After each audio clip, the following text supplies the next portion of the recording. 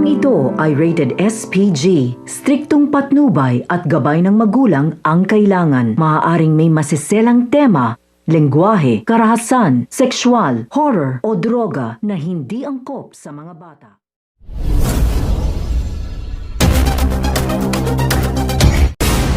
Nang makita na nga ni Elizabeth at Ambo si Fred Santillan ay nakakutob na nga ito ng masama dahil nga sa mga kinikilos at tinginan nga nito kay President Oscar Hidalgo. Kaya naman dito ay nagkaintindihan nga si Ambo at Elizabeth na hindi nga mapagkakatiwalaan si attorney. Maya-maya nga ay nagkausap nga sila at patuloy nga ang pagmamatsyag ng dalawa dito nga kay attorney.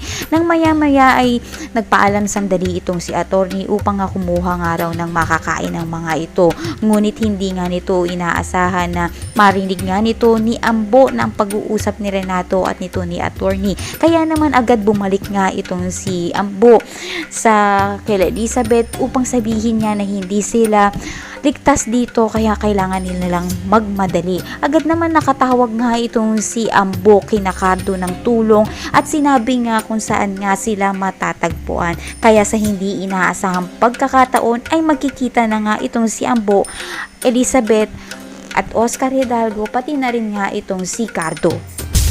Isa ka rin ba sa nagnanais na sana naman magkaroon ng pagkakataon na magkita-kita na nga itong sila President Oscar Hidalgo, Cardo at ang buong Task Force Aguila upang ang kabutihan naman ang maghari at mapatalsik na nga ang mga masamang taong katulad na nga nito ni Renato, Lily, Lito at nito nga ni Padua. Abangan natin yan sa mga susunod na episode sa FPJs ang Probinsyano. Maraming salamat sa panonood at God bless.